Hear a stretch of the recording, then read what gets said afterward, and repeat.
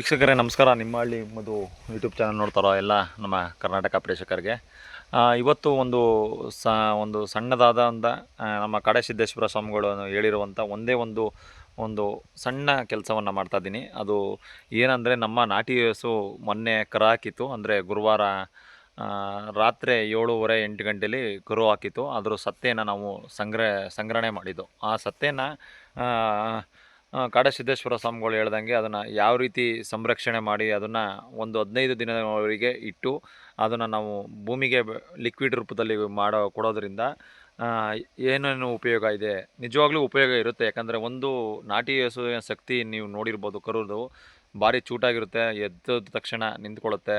ಅದ್ರದ್ದು ಇರೋಂಥ ಸೂಕ್ಷ್ಮಜೀವಿಗಳು ಅದು ಕವಚದಲ್ಲಿ ರಕ್ಷಣೆಯಾಗಿರುತ್ತೆ. ಸೊ ಅದರಲ್ಲಿ ಬರುವಂಥ ಲಿಕ್ವಿಡ್ಗಳು ಇದೆಲ್ಲ ಗಲೀಜೆಲ್ಲ ನಾವು ಅದು ಸಂಗ್ರಹಣೆ ಮಾಡಿ ಇಟ್ಟಿದ್ದೋ. ಸೊ ಅದಕ್ಕೆ ಈಗ ನಾವು ಅದರದ್ದೇ ಆದಂಥ ಸತ್ತೆಯ ತೂಕದಾದಂಥ ಬೆಲ್ಲ ಹಾಕಿ ಕಂಪ್ಲೀಟಾಗಿ ನಿಮಗೆ ತೋರಿಸ್ತೀನಿ ವೀಡಿಯೋದಲ್ಲಿ. ನೋಡಿ. ಸೊ ನೋಡ್ತಾ ಇರ್ಬೋದು, ಇದ್ರೊಳಗಡೆ ಹಾಕಿದ್ದೀವಿ ಬೆಲ್ಲ ಮತ್ತು ಬಾಳೆಹಣ್ಣು ಸತ್ತೆ ಎಲ್ಲ ಹಾಕಿ ಒಂದು 15 ದಿನ ಗಾಳಿ ಆಡಬಾರ್ದು, ಆ ರೀತಿ ಮುಚ್ಚಿ ನಾವು ಇದನ್ನು ಕಂಪ್ಲೀಟಾಗಿ ಕಟ್ತೀವಿ ಇದ್ರೊಳಗಡೆ.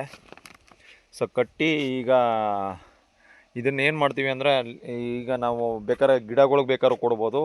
ಇಲ್ಲಾದರೆ ಇಲ್ಲಿದೆ ನೋಡಿ, ವೆಂಚರಿ ಮುಖಾಂತರ ಇದು ಗಂಧ ಕಂಪ್ಲೀಟು ನೀರನ್ನು ಮಿಕ್ಸ್ ಆಗಿರುವಂಥ ಒಂದು 20 ಲೀಟ್ರಿಗೆ 500 ಲೀಟ್ರು ಮಿಕ್ಸ್ ಮಾಡಿದ್ದೀನಿ ನೀರನ್ನ.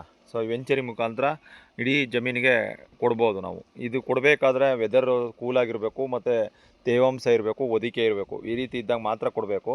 ಈಗ ಬಿಸಿಲು ಹೊಡಿತಿದೆ ತುಂಬ. ಇಲ್ಲಿ ನೆರಳಿನ ವ್ಯವಸ್ಥೆ ಇನ್ನೂ ಮಾಡಿದ್ದೀವಿ, ಹೊಸ್ದಾಗಿ ಮಾಡ್ತಾ ಇರೋಂಥದ್ದು ಎಲ್ಲದು. ಸೊ ಸಿಕ್ಕಾಪಟ್ಟೆ ಗಂಧ ಸ್ಟಾಕ್ ಆಗಿರೋದ್ರಿಂದ ನಾವು ಇದು ಭೂಮಿಗೆ ಕಂಪ್ಲೀಟಾಗಿ ನಮ್ಮ ನಾಟಿ ಹಸುದು ಏನೇನು ಬರುತ್ತೆ ಎಲ್ಲನೂ ಕಂಪ್ಲೀಟಾಗಿ ನಾವು ಭೂಮಿಗೆ ಕೊಡ್ತೀವಿ. ಸೊ ಕೊಡೋದ್ರಿಂದ ನೋಡಿ, ಮರಗಳು ಆರೋಗ್ಯಕರವಾಗಿರ್ತವೆ, ಉಂಬಾಳೆನೂ ಖರ್ಚುತ್ತಾ ಇದೆ ಹೊಸ್ದಾಗೆಲ್ಲ. ಚೆನ್ನಾಗಿ ಇಳುವರಿನೂ ಕೂಡ, ನಂದು ಇಳುವರಿ ಕೂಡ ಕಾಂಪ್ರಮೈಸ್ ಆಗಿಲ್ಲ, ತುಂಬ ಚೆನ್ನಾಗಿ ಬರ್ತೈತೆ. ಎರೆಹುಳ ಸಂಖ್ಯೆಗಳು ಜಾಸ್ತಿ ಆಗಿದೆ, ಭೂಮಿನ ನೋಡೋಕ್ಕೂ ಚೆನ್ನಾಗಿರುತ್ತೆ. ಸೊ ಆ ದೃಷ್ಟಿಯಿಂದ ನೀವು ಇದ್ರ ರೀತಿ ಮಾಡಿದ್ರೆ ನಮ್ಮ ನಾಟಿ ಹಸುದು ನೋಡಿ, ಇದೆಲ್ಲ ಗಂಧ ಸಂಗ್ರಹಣೆ ಮಾಡಿರೋದು ತಗೊಬಂದಿರೋದು ಸಗಣಿ. ಇದು ಎಲ್ಲ ಮನೆ ಹತ್ರ ಸ್ಟಾಕ್ ಆಗಿರೋದನ್ನ ನಾವು ತೋಟಕ್ಕೆ ತಗೊಬಂದು ಕಂಪ್ಲೀಟಾಗಿ ಜೀವಾಮೃತದ ಜೊತೆಗೆ ಇದನ್ನು ಕೂಡ ನಾವು ಕಂಪ್ಲೀಟ್ ನಮ್ಮ ತೋಟಕ್ಕೆ ಹಸುನಲ್ಲಿ ಬರುವಂಥ ತ್ಯಾಜ್ಯಗಳೆಲ್ಲ ತಂದು ಭೂಮಿಗೆ ಹಾಕ್ತೀವಿ.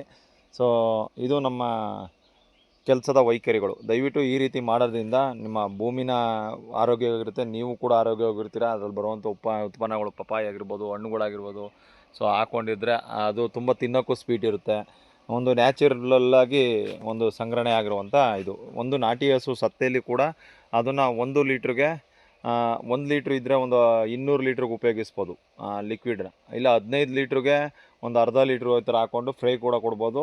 ಇಲ್ಲ ಟ್ರೆಂಚಿಂಗ್ ಬೇಕಾದ್ರೂ ಮಾಡ್ಬೋದು ನೀವು. 200 ಲೀಟ್ರ್ ಡ್ರಮ್ಗೆ 1 ಲೀಟ್ರ್ ಇದನ್ನು ಹಾಕ್ಕೊಂಡ್ರೆ ಎಷ್ಟೋ ಕೋಟಿ ಸೂಕ್ಷ್ಮಜೀವಿಗಳು ನಿಮ್ಮ ಭೂಮಿಗೆ ಸೇರುತ್ತೆ.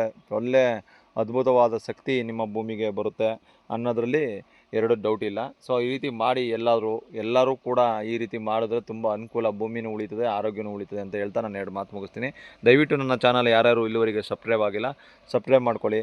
ಇನ್ನೂ ಹೆಚ್ಚು ಮಾಹಿತಿನ ನಾನು ಕೊಡ್ತಾ ಹೋಗ್ತೀನಿ ಅಂತ ಹೇಳ್ತಾ 2 ಮಾತು ಮುಗಿಸ್ತೀನಿ. ಜೈ ಗೋಮಾತೆ, ಜೈ ಸುಭಾಷ್ ಪಾಳೇಕರ್.